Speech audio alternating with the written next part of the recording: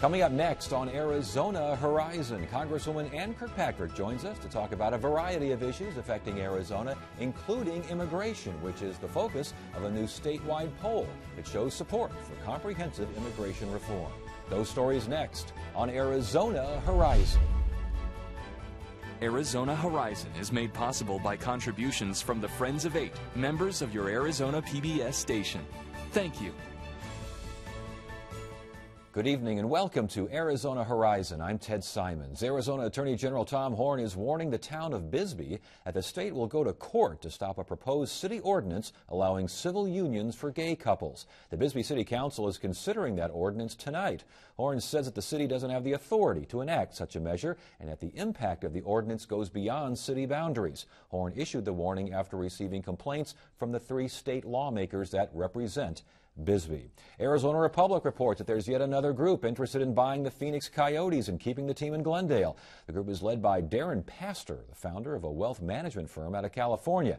Pastor says he's been in communication with the National Hockey League and hopes to meet with city officials tomorrow. But Glendale Mayor Jerry Weyers says that he's never spoken to Pastor and doesn't know who he is. And a 5-year plan to expand Terminal 3 at Sky Harbor will be considered by the Phoenix City Council tomorrow. If approved, the renovations would begin next year and involve the expansion of security checkpoints, ticket areas, baggage claim, and passenger loading areas. The plan also includes adding 9 gates to the terminal. Once the expansion of Terminal 3 is completed, Terminal 2 is scheduled to close. Arizona Representative Ann Kirkpatrick is back on Capitol Hill after a 2-year hiatus following a defeat at the polls. Kirkpatrick is back representing Arizona's 1st congressional district, which covers much of northern and eastern Arizona. Joining us now is Representative Ann Kirkpatrick. Good to see you again. Thanks for joining us. Thank you so much. My pleasure. We kind of touched on this a little bit in the headlines here. I'm going to talk about it a little bit later on in the show regarding the statewide poll on immigration reform. What is happening back on Capitol Hill? You're seeing a lot more bipartisan action. You know, happy to see that 8 senators were able to get together and define the principles that they'd like addressed. There's a group in the House of Representatives also working on that. And it should be a bipartisan solution. One of the first reasons I ran for Congress from the Arizona legislature was my frustration that Congress wasn't dealing with this and addressing the problem. So I'm more optimistic than ever that we'll be able to get this done. It seems like securing the border is always a major factor here, a major impact at play. What does that mean? And that's always been the question. What does that mean? One of my colleagues, a congressman in Texas, would like to define what that means and is working on legislation that would do just that, because then that takes that off the table. So we can say, okay, here's the definition. Where is the border secure? Where does it meet that criteria? Where does it not? Then we direct resources to that area. Then we can move to the more economic issues, dealing with worker visas, people who really want to come here and contribute to our economy. Does the idea of a group of perhaps sheriff and county officials, just some sort of state officials that work along the border and getting them together as a group and they define border security, that makes sense to you? It makes sense to me to have a definition. We've always been saying, what is border security? Let's define it and then let's move on. What about E-Verify? Is that enough for verification, employee verification? You know, that's a question still. What I did is I put together an immigration advisory group, broad spectrum. It has restaurant owners, motel owners, farmers, ranchers, chambers, business people, dreamers. I mean, faith groups. Mm-hmm. Let's talk about that. I heard from some folks yesterday when I was down in Marana and Oro Valley that they're not sure the system works. So I think it's something we need to look at. How about this idea of admitting new workers only when Americans can't be found? Again, this is part of the Gang of Eight, the platform here, and yet how viable is something like that? Well, I think it is important to protect American jobs. We still have a jobs deficit in this country. We have 11 million people who still aren't working. So we're going to have to find a balance. But the Farm Bureau has introduced a bill that's very interesting and is getting some support that basically says if you're an agricultural worker and you can show that you have an employment, then you are given legal status at that time, and you're given about a year in which you can convert that into either a work visa or a pathway to citizenship.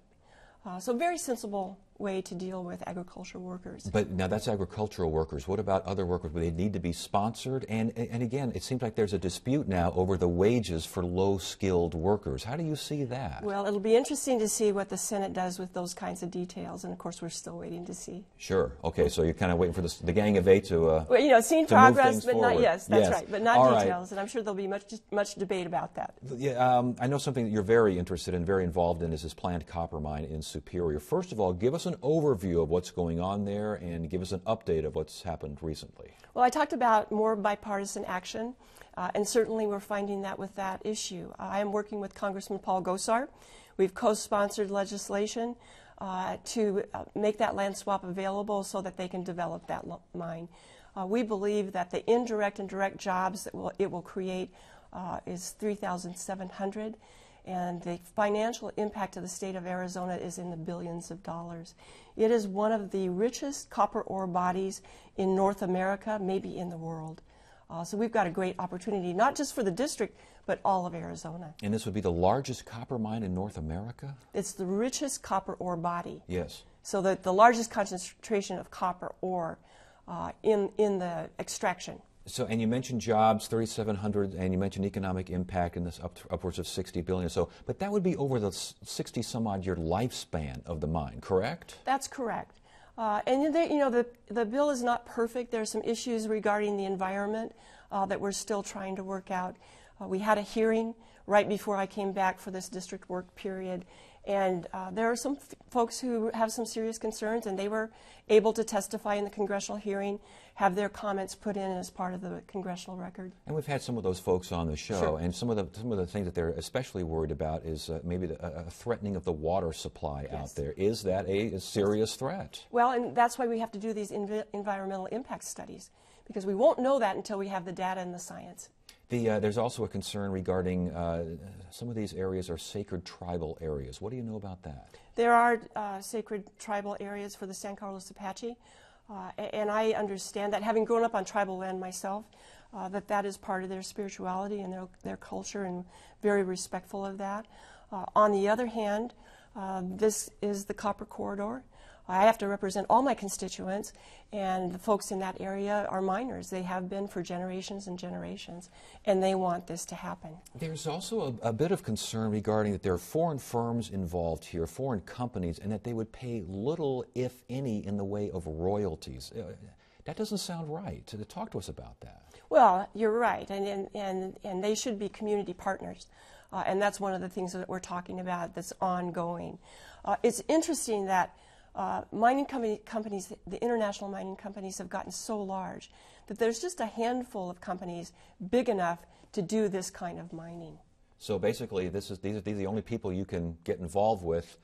You sometimes have to play by their rules? Well, let's have a conversation. What I'm saying, there's a balance to this, and we've been talking with all the stakeholders on this, trying to address their concerns. You and I had talked earlier about the rock climbers. There's been an agreement reached with the rock climbers, so that area where they like to climb has been protected.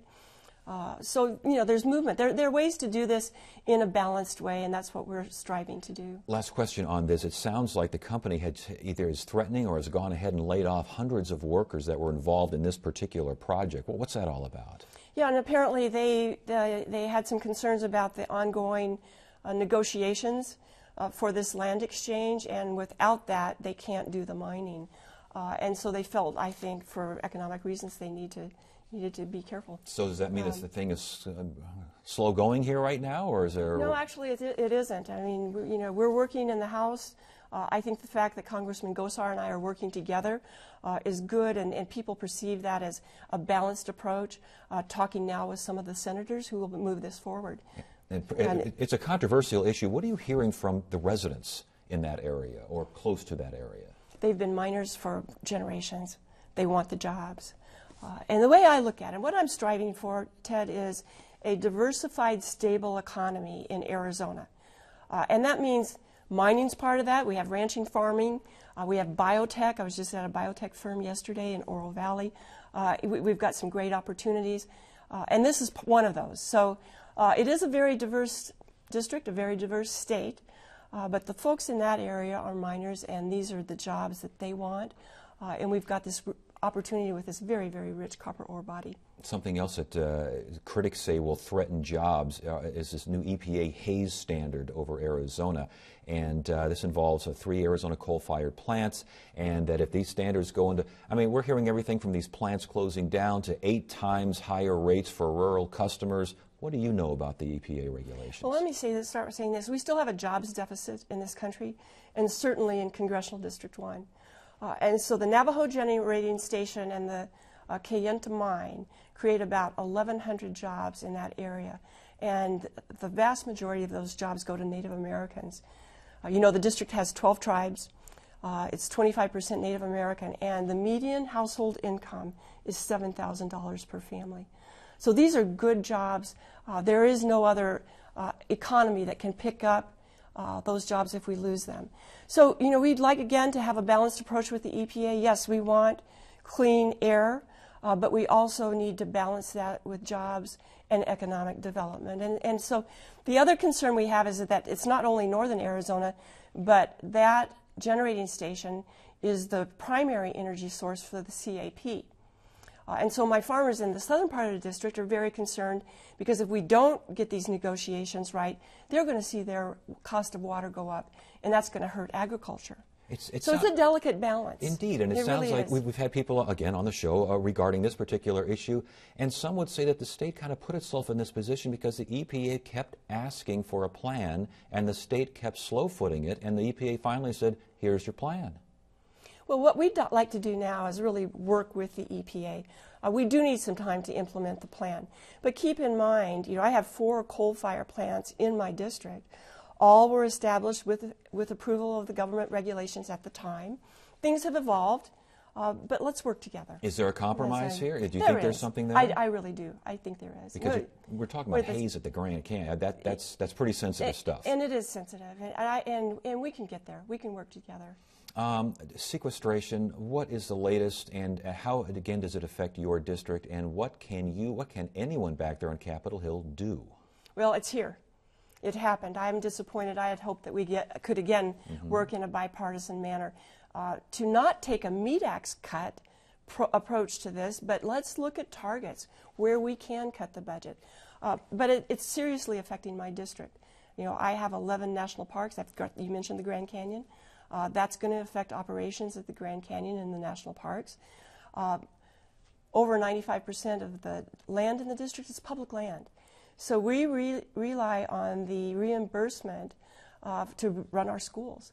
And so that's going to be cut. So we're seeing cuts in schools, Head Start, National Park Service, job layoffs at a really critical time when things are starting to improve slightly in terms of economic development jobs, but they're very fragile, and this is not going to help. You mentioned sequestration is here, and it is, but there's also, I've heard at least, the idea that you can phase in slowly some of these cuts, phase some of them in quicker, maybe delay as much as you can others, that it's not just one curtain falls and everything ends. That's right. So is there movement on Capitol Hill to, you know, stretch it out to the point where calmer heads can prevail? There is. We did pass the continuing resolution to fund the budget for the rest of the fiscal year, so we're not going to shut down government.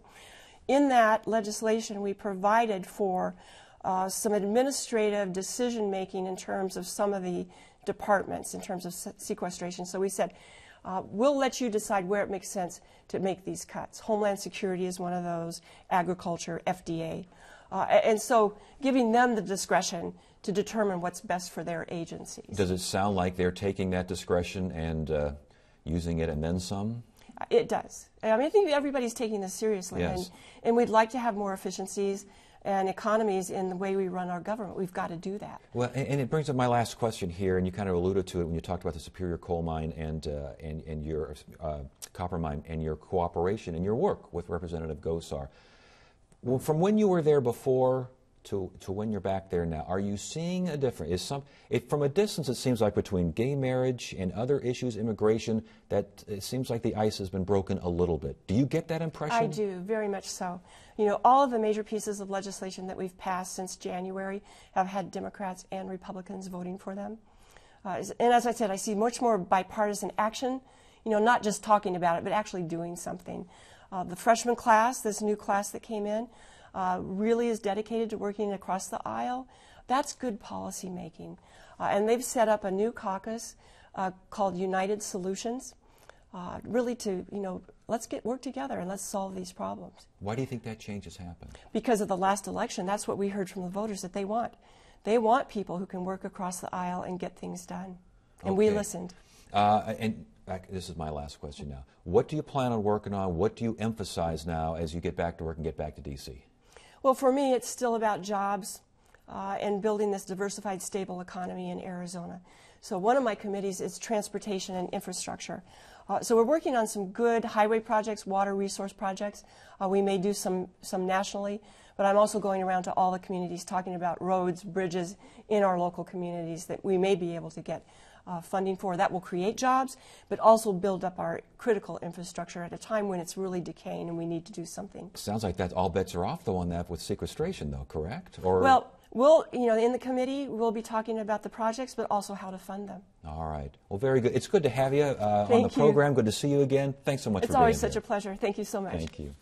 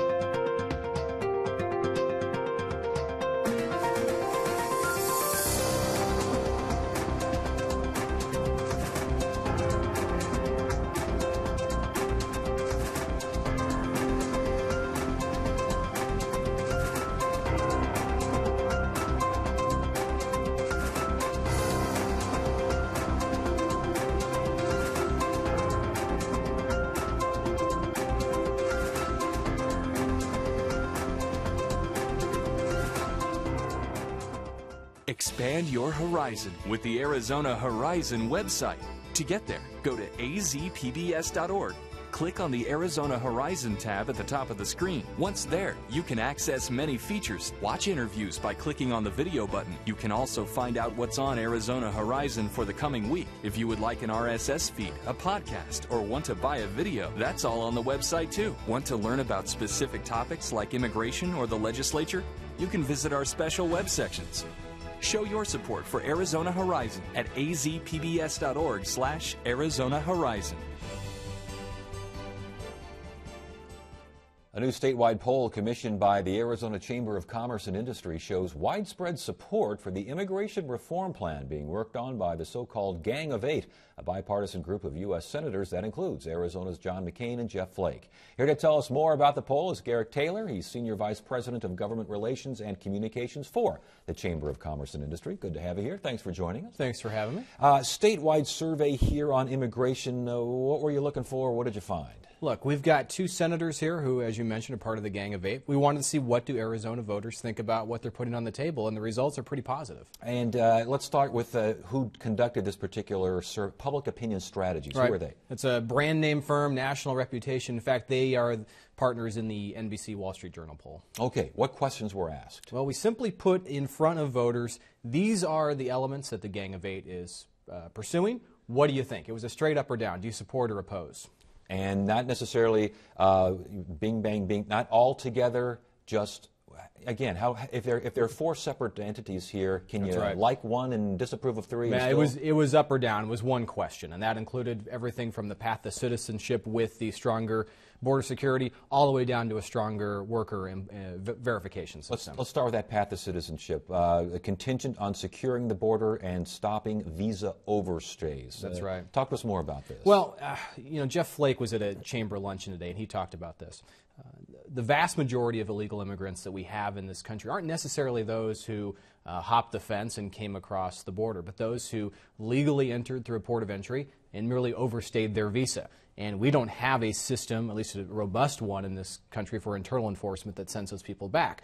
Well, in Arizona, though, we've got E-Verify that's used in the workplace to determine worker eligibility.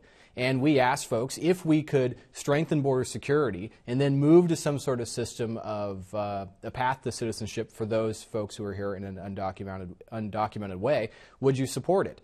And it seems, and like we talked about, we can't break it out by point, it seems there's support there. And again, as I continually ask, securing the border, I mean, does that mean not a single individual, not a fly can get across, Right. or what does it mean? Well, as Senator Flake has said, we don't need a sealed border, we need a secure border. And he's pointed to the Yuma Border Patrol sector as one that fits that definition for him. So we probably have a ways to go in the Tucson sector, but right here in our own backyard in the Yuma sector, we've got some positive things to show. Another aspect of the questionnaire was improving the legal immigration system. How was that worded? What did you find? Yeah, that's a big issue in Arizona, especially within the high-tech community.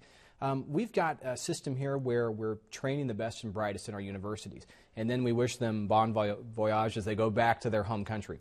We've got to find a way around that. If you talk to employers around the chamber board table, and whether it's from the ag sector, the so-called low-skilled sector, or the high-skilled sector, somebody making silicone wafers, they will tell you that our immigration system, our legal visa system, has too much red tape and bureaucracy in it. And it seems that voters agree. They recognize the need to have ready and able workforce to meet our labor needs, whether it's on the low-skilled end or the high-skilled end. And as far as those labor needs are concerned, I noticed another aspect of the question was that you need that verification system improved. That's right. Strengthening what, E-Verify, or just a system, period? Or something like it. In Arizona, as you know, you go into most business establishments these days, and you'll see the placard in the window, this business participates in E-Verify. You're not going to see that in every state around the country. A lot of that has to do with our Legal Arizona Workers Act, the statewide law that was signed here that puts tough sanctions on businesses that knowingly hire undocumented workers.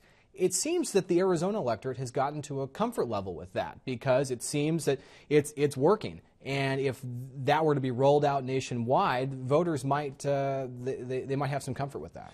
The final aspect of the top four here, the main elements of this reform plan, is admitting new workers only when Americans can't be found. I asked Representative Kirkpatrick this. I ask you, how viable is something like that? It's going to be tough. You know, the chamber would tend to trend towards something that is market-driven, at least as much as possible. It would seem that voters, and I don't think anybody can fault this, we don't want a guest worker system that is displacing available American workers. But if you have those sectors of the economy that we talked about, whether it's agriculture, whether it's high tech, a guest worker system might be the best way to fill those positions. Is there a time frame to search for those U.S. workers? There is, but as Senator Flake at our luncheon today did not want to get too far out in front of the Gang of Eight today. Something that he said, Ted, is that when the Gang of Eight's proposal finally becomes solid at the end of this congressional recess, not everybody's going to be overjoyed with what's in there. And that might be the sign that we've hit the sweet spot. That might be the bill that gets through the House and the Senate. It's going to be a bill that not everybody loves. Let's talk about the results now as far as your statewide survey is concerned. 72%? Yeah, total support for this? I'll admit it's surprising, and that is across ethnic selection, whether you're rural or urban, you name it. It's got broad support, 72% as you mentioned, and it's got high support irrespective of party affiliation. I was going to say, it sounds like Republicans 74%, Democrats 69%, Independents 75%. Right. And by ideology, you've got liberals at 76% approval and Tea Party members 73%. I find it difficult to believe that any questionnaire that includes the phrase path to citizenship would get much support from the Tea Party at all, regardless of what else is involved. Right, and without my crystal ball in front of me, I don't know how every respondent may have taken that question. But as we talked about at the onset, they were told up front, we were talking about this being incumbent upon or being predicated on strong border security. And that seems to be the linchpin for these folks. It's got to have strong border security. You saw Senator McCain and Senator Flake, along with Senator Schumer and Senator Bennett, touring the Nogales sector. They're very aware. And to Senator McCain and Senator Flake's credit, they've made sure their fellow Gang of Eight members know that border security has to be a top component of this package. And perhaps it's the electorate in Arizona that, knowing and with some measure of confidence that border security is going to be there, they'll support the package. So what do we take from this then? It seems that the Gang of Eight has hit the sweet spot, that these four broad points that they're laying out, it's going to have support. Even the senator today mentioned that he's getting a lot of calls, a lot of feedback, but not at the pitched level of rhetoric that he was seeing just a few years ago. All right. Very good, Garrett. Good to have you here. Thanks for joining us. Thank we you. Appreciate it. Wednesday on Arizona Horizon, it's our weekly legislative update with the Arizona Capitol Times, and Representative Ed Pastor will join us in studio to discuss state and national issues. That's at 5:30 and 10 on the next Arizona Horizon. That is it for now. I'm Ted Simons. Thank you so much for joining us. You have a great evening.